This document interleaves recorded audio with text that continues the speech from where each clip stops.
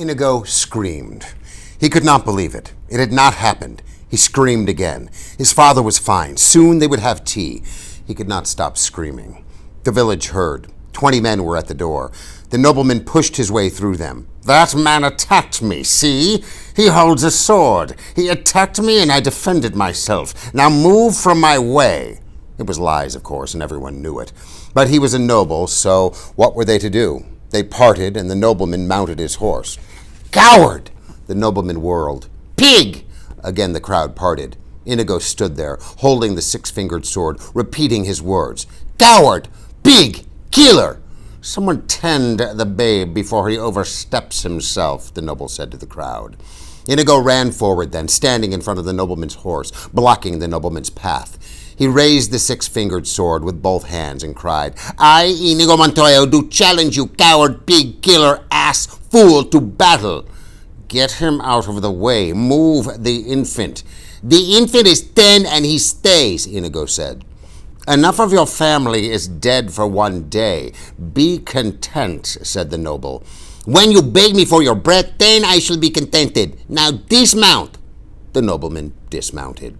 Draw your sword. The nobleman unsheathed his killing weapon. I dedicate your death to my father, Inigo said. Begin. They began. It was no match, of course. Inigo was disarmed in less than a minute. But for the first 15 seconds or so, the noble was uneasy. During those 15 seconds, strange thoughts crossed his mind, for even at the age of 10, Inigo's genius was there. Disarmed, Inigo stood very straight. He said not a word, begged nothing. I'm not going to kill you, the nobleman said, because you have talent and you're brave. But you're also lacking in manners, and that's going to get you in trouble if you're not careful.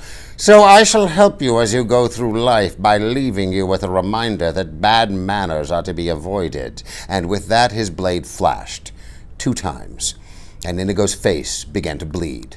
2 rivers of blood poured from his forehead to his chin, one crossing each cheek. Everyone watching knew it then. The boy was scarred for life.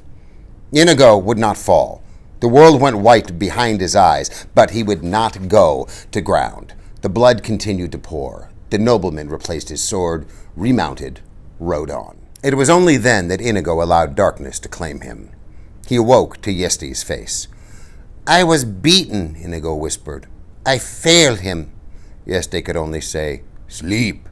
Inigo slept. The bleeding stopped after a day, and the pain stopped after a week. They buried Domingo, and for the first and last time, Inigo left Arabella. His face bandaged, he rode in Yesti's carriage to Madrid, where he lived in Yesti's house, obeyed Yesti's commands. After a month, the bandages were removed, but the scars were still deep red. Eventually, they softened some, but they always remained the chief features of Inigo's face, the giant parallel scars running, one on each side, from temple to chin. For 2 years, Yesti cared for him. Then one morning, Inigo was gone. In his place were 3 words. I must learn, on a note pinned to his pillow. Learn? Learn what? What existed beyond Madrid that the child had to commit to memory? Yesti shrugged and sighed. It was beyond him. There was no understanding children anymore. Everything was changing too fast, and the young were different. Beyond him, beyond him. Life was beyond him. The world was beyond him. You name it, it was beyond him. He was a fat man who made swords. That much he knew. So he made more swords, and he grew fatter, and the years went by. As his figure spread, so did his fame. From all across the world they came begging him for weapons. So he doubled his prices because he didn't want to work too hard anymore. He was getting old, but when he doubled his prices, when the news spread from duke to prince to king, they only wanted him more desperately. Now the wait was 2 years for a sword, and the lineup of royalty was unending, and Yesti was growing tired. So he doubled his prices again, and when that didn't stop them, he decided to triple his already doubled and redoubled prices. And besides that, all work had to be paid for in jewels in advance, and the wait was up to 3 years, but nothing would stop them. They had to have swords by Yesti or nothing, and even though the work on the finest was nowhere near what it once was, Domingo, after all, no longer could save him, the silly rich men didn't notice. All they wanted was his weapons, and they fell over each other with jewels for him. Yesti grew very rich. and very heavy. Every part of his body sagged. He had the only fat thumbs in Madrid. Dressing took an hour. Breakfast, the same. Everything went slowly. But he could still make swords, and people still craved them. "I'm sorry," he said to the young Spaniard who entered his shop one particular morning. "The wait is up to 4 years, and even I am embarrassed to mention the price. Have your weapon made by another." "I have my weapon," the Spaniard said, and he threw the six-fingered sword across Yesti's workbench. Such embraces. "Never leave again," Yesti said. "I eat too much when I'm lonely." "I cannot stay," Inigo told him. "I am only here to ask you one question.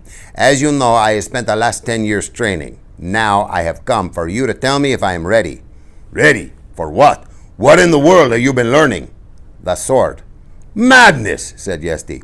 "You have spent 10 entire years learning to fence?" "No, not just learning to fence," Inigo answered. "I did many other things as well." "Tell me." "Well," Inigo began, 10 years is what?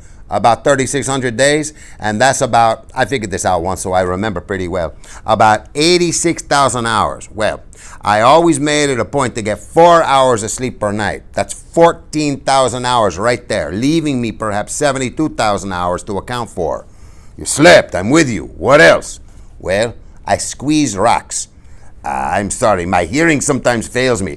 It sounded like you say you squeeze rocks? "To make my wrist strong, so I could control the sword. Rocks like apples, that size. I would squeeze them in each hand for perhaps 2 hours a day, and I would spend another 2 hours a day in skipping and dodging and moving quickly so that my feet would be able to get me into a position to deliver properly and thrust of the sword.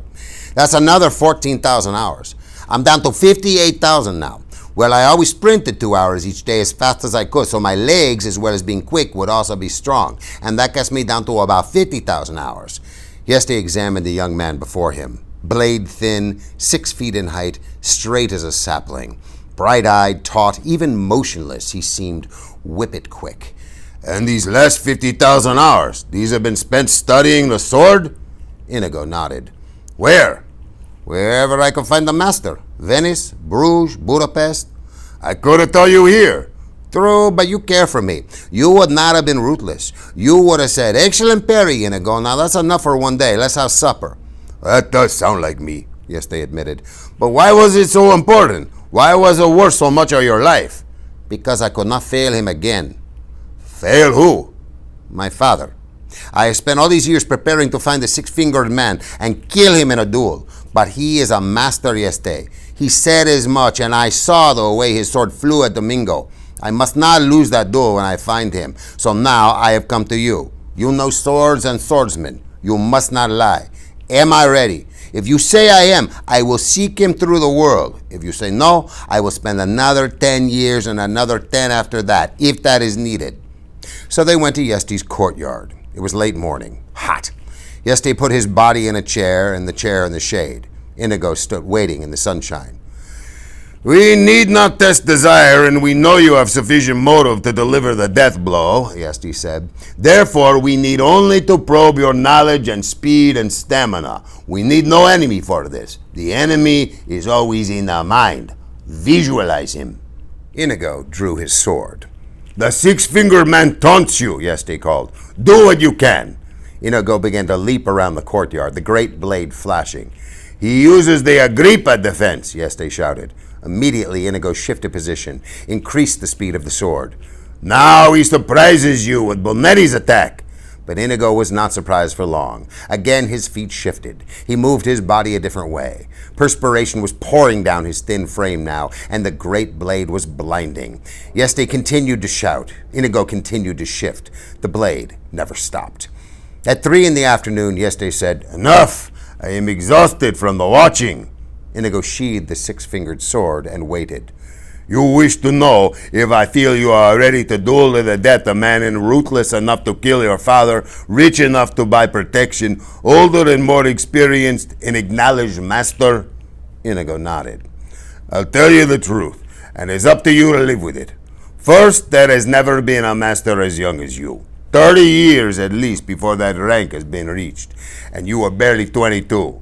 Well, the truth is, you are an impetuous boy driven by madness, and you are not now, and you will never be a master."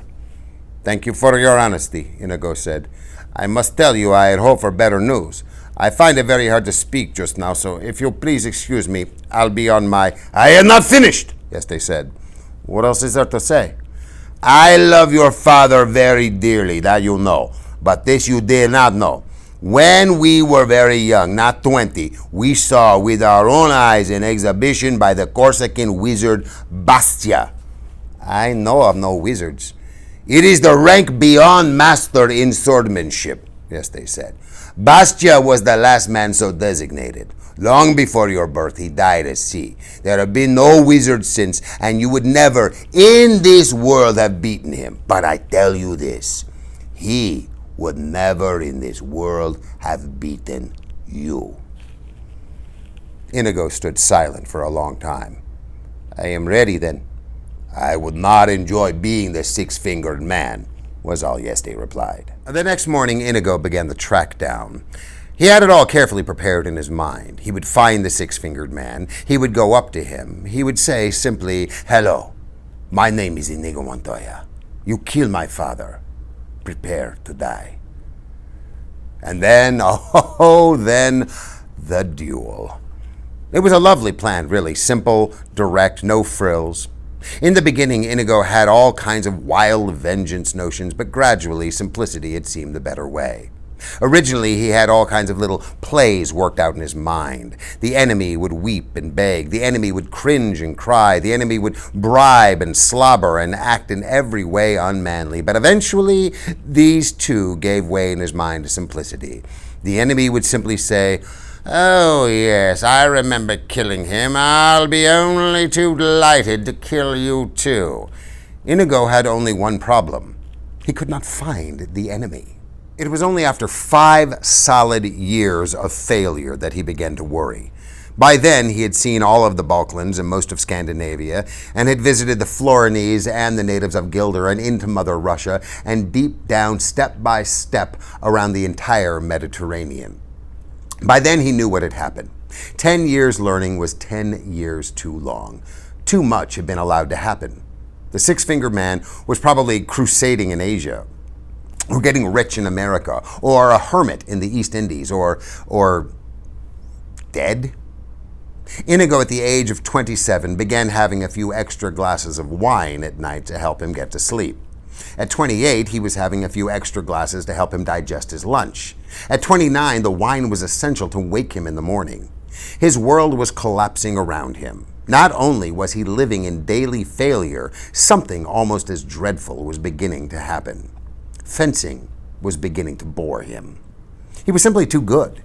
He would make his living during his travels by finding the local champion wherever he happened to be, and they would duel, and Inigo would disarm him and accept whatever they happened to bet. And with his winnings, he would pay for his food and his lodgings and his wine.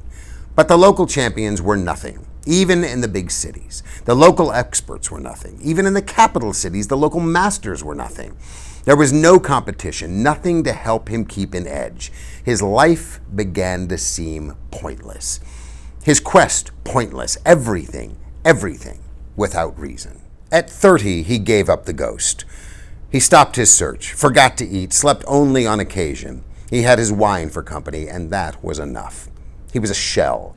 The greatest fencing machine since the Corsican wizard was barely even practicing the sword. He was in that condition when the Sicilian found him. At first, the little hunchback only supplied him with stronger wine, but then, through a combination of praise and nudging, the Sicilian began to get him off the bottle, because the Sicilian had a dream. With his guile, plus the Turk's strength, plus the Spaniard's sword, they might become the most effective criminal organization in the civilized world, which is precisely what they became. In dark places, their names whispered sharper than fear. Everyone had needs that were hard to fulfill. The Sicilian crowd, 2 was company, 3 a crowd even then, became more and more famous and more rich. Nothing was beyond or beneath them. Inigo's blade was flashing again, more than ever like lightning. The Turk's strength grew more prodigious with the months, but the hunchback was the leader.